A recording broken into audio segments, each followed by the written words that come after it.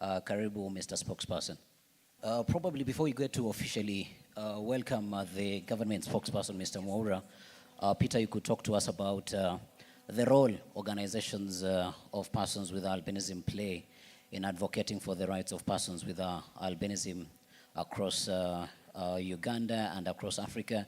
And immediately that will then hear from Mr. Mwaura tell us his views on the past 10 years ever since we got that declaration by the United Nations. Peter. Wow, I would beg the question again. You beg the question again. Okay. As I am rewinding the question, let us give it to let us give it to Mr. Mwaura to introduce himself. Good afternoon. I'm very happy to be here. I can see Dr. Samuel Kabue, who is an honorary person with albinism, with us here, and many others. My name is Isaac Mwaura. I am a founder, member, and chairman of the Albinism Society of Kenya, first member of parliament with albinism in Kenya, senator, and currently I serve as the official government spokesman of the Republic of Kenya. Thank you. Probably before you pass back the mic to Peter, our first question here was reflecting on the 10 years ever since we started celebrating the International Albinism Awareness Day. What would be your view, the then, the now? Probably we'll talk about the future later. Yeah, I think it's been very exciting to see the nation of the formalization of acceptance of persons with albinism as persons with disabilities, but also their agenda being accepted globally. Because we had started a National Albinism Day that we were celebrating together with our counterparts in Tanzania on 4th of May, because there was a significant event that had happened in Tanzania. And then, there was a very serious lobbying, to support the creation or the promulgation of their day. And we have been holding that celebration, since 2015. In fact, I remember 2015, the national celebrations that happened at the Kenyatta International Convention Center. I really almost single-handedly put it together, literally. That time I was serving as a member of the National Assembly in the Kenyan Parliament. A lot has actually happened. Now we can comfortably say that issues of persons with albinism have been mainstreamed.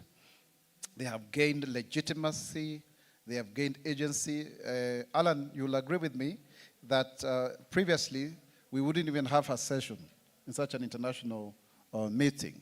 And my friend here, Peter Ogik, and Perry Wasenkoro, we've been in so many forums across the world, in the AU, in the EU, Pan-African Parliament, trying to sensitize people. It is unfortunate that this kind of awareness and call to action has been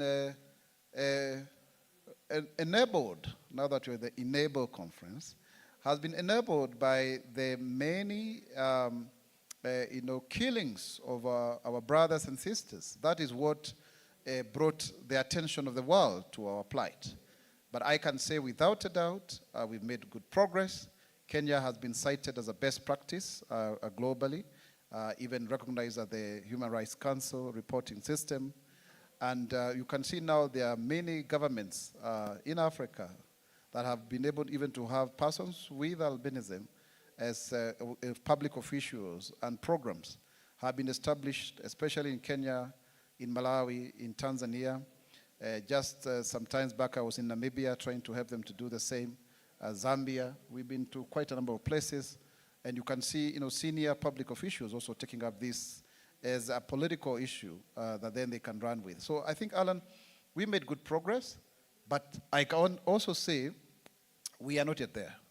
It's not that we have done it. If we can still focus on issues such as gender today, and in my humble submission, there's a lot of progress that has been made, I don't think we can say we have made the right kind of progress for persons with albinism, and leave alone the issue of disability. Because you see, we are still making progress on issues of persons with disabilities. And my thoughts are that we seemed to have reached a point where the human rights-based approach that has anchored our rights as enshrined in various legal documents, including national and municipal laws, has lost its otherness. It doesn't evoke that sense of urgency and call to action that it used to have heretofore. So, and therefore, that means then we need to have new strategies of bringing to the attention, our plight. I honestly believe when people have started to see that we are accruing some benefits from the provisions of certain legal instruments, then it becomes an advantage, and therefore that can then be taken care of and can be coveted or desired, and therefore then it reduces the vulnerability aspect that then justifies such an issue to be at the forefront of any decision making or areas of contestation. So it is a ping pong game kind of thing. We are happy to say that we have inclusion, but I would want to say it is token inclusion. It is not substantive inclusion, because substantive inclusion would mean that you wouldn't have persons with albinism standing out. If it was not token inclusion, then it would be the rule rather than the current situation where it is an exception. I also want to say that when that otherness has been lost in terms of using the human rights-based approach to advance our agenda, it therefore means that then it is very easy to lose the gains that may have been made. And in my experience as an advocate for the rights of persons with albinism and disabilities, I have noted without a doubt that sometimes when you are still advocating and activating as an activist, you make very good progress without you realizing that you actually,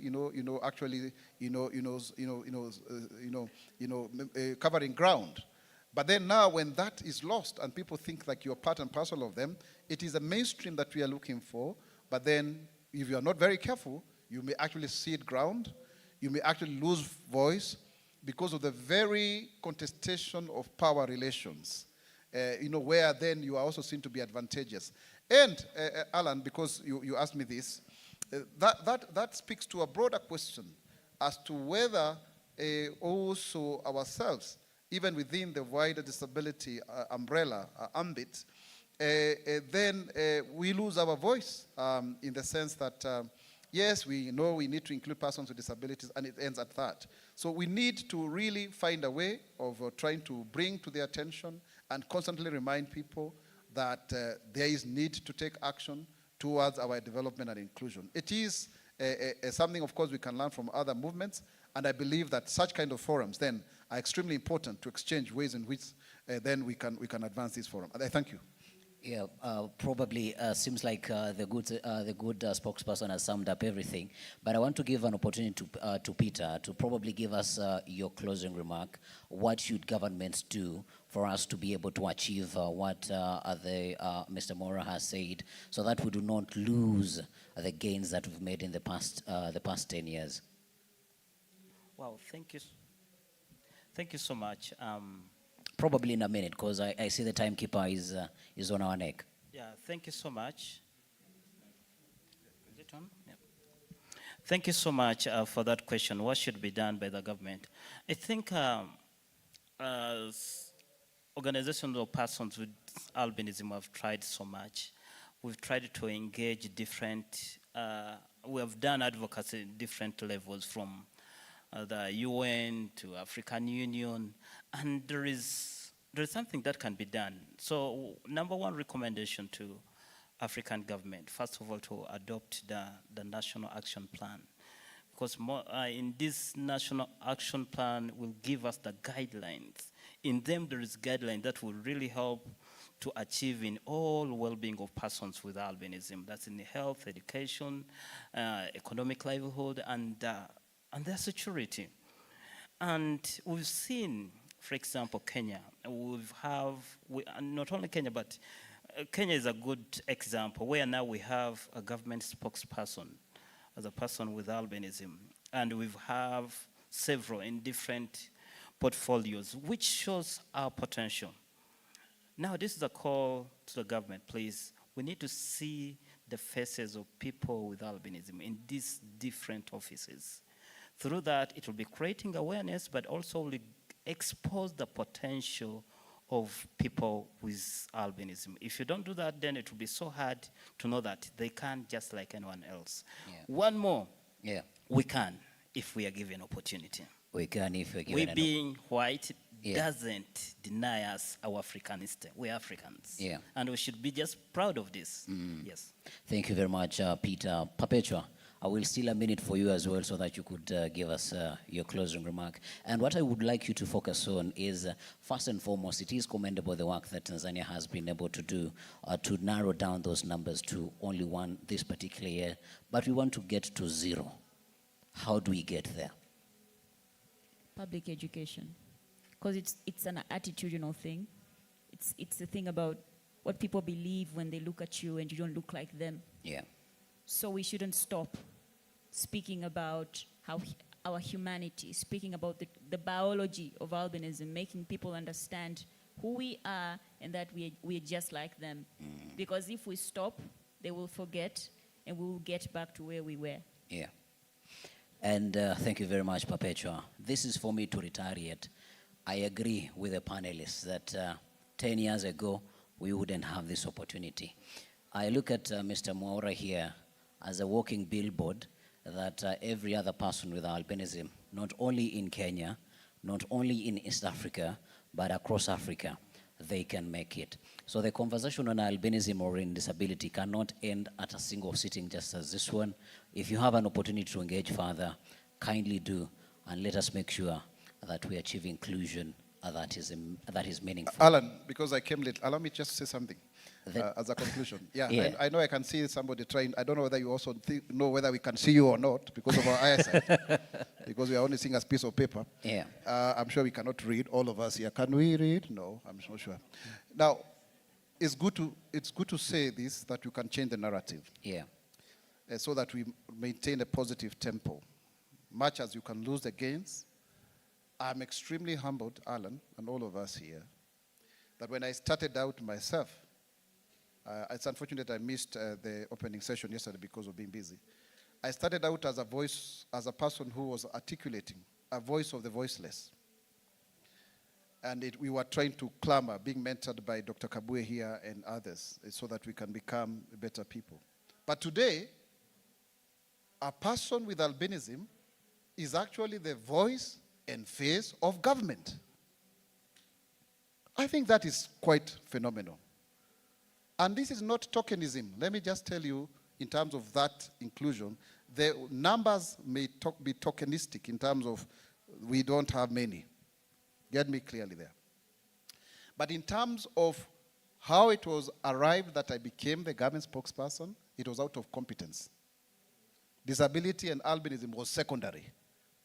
People sat down and said, we need a government spokesman. There were 6,000 people who had shown interest, and they naturally settled on Isaac Mwaura. So that tells you it can be done. And I believe, and I want to say it very clearly, very prophetically, there will come a time that a black man with a white skin will become the president of an African nation. I know it's possible. Because when we embody a struggle, it also means we carry with us the hopes of millions towards a better Kenya, a better Africa, a better world. I thank you. And I think, without further ado, all said and done. Thank you very much for coming.